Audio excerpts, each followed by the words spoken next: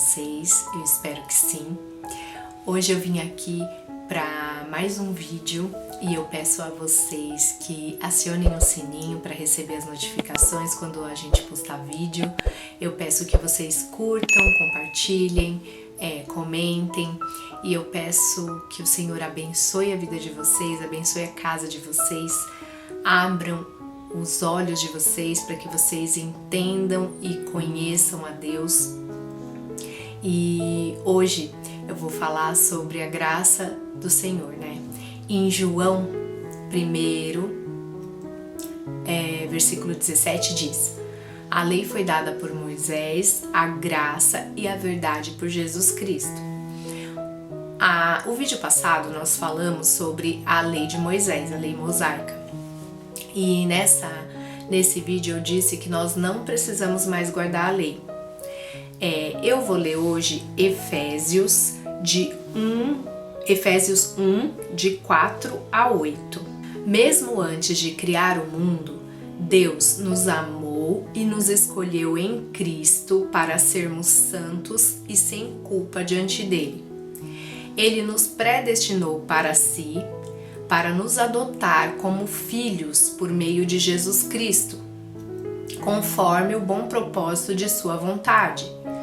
Deus assim o fez para o louvor da sua graça gloriosa, que ele derramou sobre nós em seu Filho amado. Ele é tão rico em graça que comprou a nossa liberdade com o sangue do seu Filho e perdoou os nossos pecados, generosamente derramou a sua graça sobre nós e com ela toda a sabedoria e todo o entendimento. Bom, então a primeira coisa que vemos aqui é que Deus nos predestinou antes da fundação do mundo em Cristo. Então, o que isso significa? Significa que Deus é tão gracioso que ele já tinha um plano de salvação. Assim que Adão caiu, ele já tinha esse plano pronto. Esse plano de salvação através de Jesus Cristo. Então nós fomos adotados como filhos de Deus através do sacrifício de Cristo. Foi uma das coisas que Jesus conquistou na cruz por nós.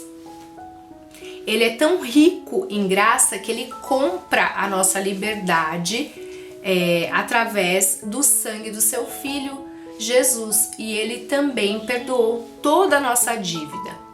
Bom, no vídeo passado eu disse que nós não precisamos mais guardar a lei de Moisés. Porém, então não existe lei nenhuma para ser cumprida? Nada disso, existe sim, só que existe uma lei, a lei de Jesus, que excede a lei de Moisés. Se a gente for ver nas palavras de Jesus em Mateus, a gente percebe que o patamar de Jesus em santidade é muito maior do que aquela que foi dita na lei de Moisés. Então vamos lá. Mateus 5, 21. Vocês ouviram o que foi dito a seus antepassados: não mate. Se cometer homicídio, estará sujeito a julgamento. Eu, porém, vos digo, ou seja, Jesus dizendo, basta irar-se contra alguém para estar sujeito a julgamento. Ou seja, o patamar de Jesus não era somente matar. Se você ficasse com raiva, com ira contra o seu irmão, já era considerado homicida. Ensino sobre adultério. Lá no versículo 27 do capítulo 5 de Mateus, diz o seguinte: vocês ouviram que foi dito, não cometa adultério, que é dito na lei de Moisés. Eu, porém, lhe digo, Jesus está falando, quem olhar para uma mulher com cobiça já cometeu adultério com ela em seu coração. Então, o que aconteceu? Quando Jesus ele vem na Terra, na verdade, ele aumenta esse patamar de cumprir a lei. Para você cumprir a lei, Não bastava você cometer o ato em si, mas se você ao menos pensasse, você já estaria cometendo o pecado.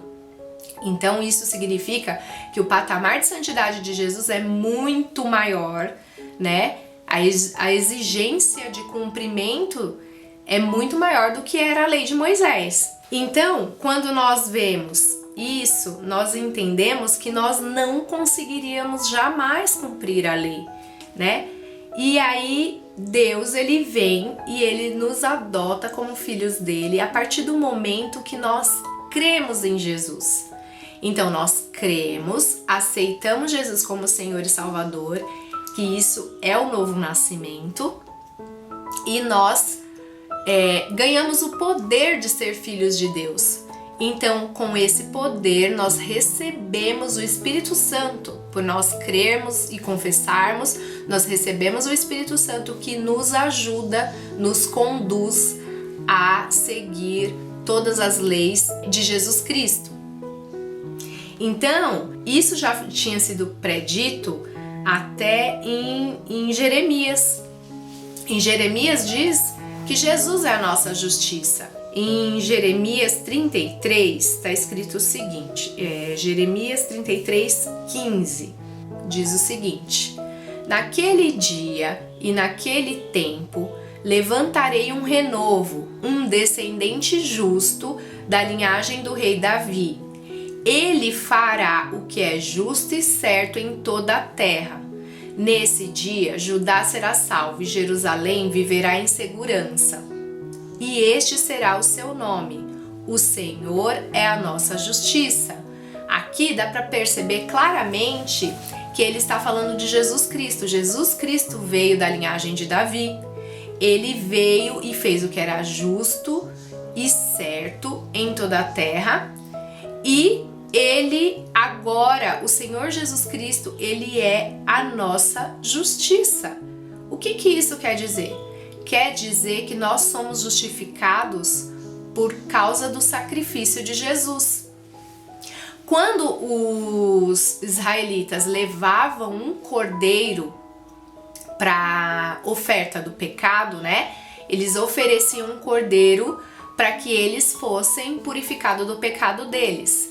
Então, ele chegava com um cordeiro, entregava para o sacerdote, e o sacerdote examinava o cordeiro e não examinava a pessoa, porque a pessoa já estava lá porque ela era pecadora. Então, ele examinava o cordeiro para saber se o cordeiro era perfeito. Quando eles faziam um sacrifício, era transferido, eles colocavam a mão na cabeça, o pecador colocava a mão na cabeça do cordeiro e transferia o pecado dele para esse cordeiro. E quando ele fazia o sacrifício, ou seja, ele matava esse cordeiro, a justiça do cordeiro que era inocente passava para o homem, um animal inocente, um inocente morria para que ele fosse perdoado. O mesmo aconteceu com Cristo. Jesus Cristo, ele se entregou, ele era o Cordeiro perfeito, ele é o nosso Cordeiro perfeito, ele se entregou na cruz para que nós fôssemos justificados por conta do Cordeiro. Então, todas as vezes que nós temos essa consciência de que Jesus pagou na cruz por todos os nossos pecados, ele levou sobre si todas as enfermidades, ou seja, ele tomou o nosso lugar de pecador. Ele se fez pecado por nós. Então ele é o Cordeiro perfeito. Então quando Deus olha para nós, ele olha o Cordeiro, ele examina o Cordeiro. E quem é o Cordeiro? É Jesus. Essa é a nossa justiça. Jesus nos justificou. Quando nós cremos e aceitamos Jesus, nós somos justificados por essa razão. Como podemos ver, Jesus, ele aumentou o patamar de santidade, né? Então, como nós conseguimos cumprir todas as leis de Cristo?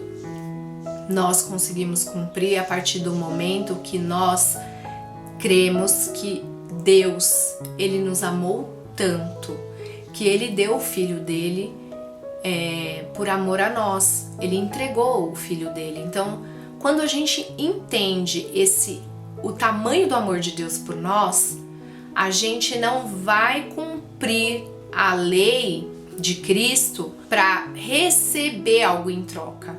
Nós vamos cumprir a lei de Cristo por gratidão, por tudo que Deus fez por nós, né? Nós fazemos porque nós desejamos retribuir, deixar Deus alegre, né? É como, eu vou dar um exemplo. Eu tenho uma filha e todo dia eu peço para ela limpar a casa, arrumar a casa, organizar as coisas.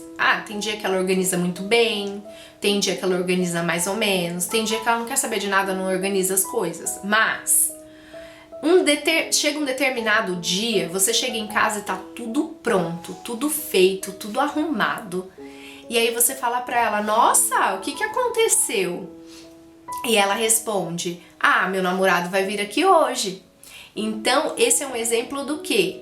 O amor cumpre a lei, né? E cumpre essa lei com alegria. Ele não cumpre a lei por cumprir, ele cumpre com alegria.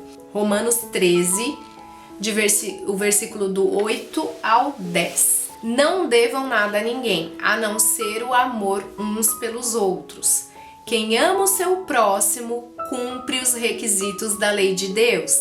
Pois os mandamentos dizem, não cometa adultério, não mate, não roube, não cobice. Esses e outros mandamentos semelhantes se resumem num só. Ame o seu próximo como a si mesmo.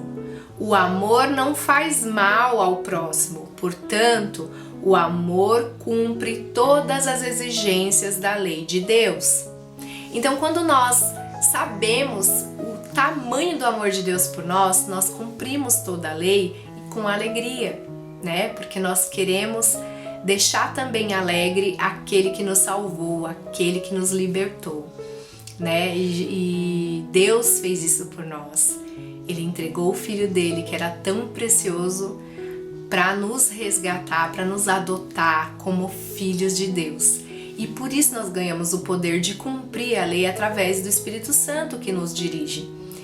Era isso que eu queria falar com vocês hoje, sobre a graça e o amor de Deus por nós. E eu peço que vocês pensem, que vocês meditem nessa palavra, de que primeiro Deus nos amou, para que depois nós retribuímos esse amor, né? Então nós temos que nos fortalecer no amor de Deus. Que Deus abençoe vocês, que vocês tenham um ótimo final de semana e eu espero que vocês fiquem bem. Até a próxima!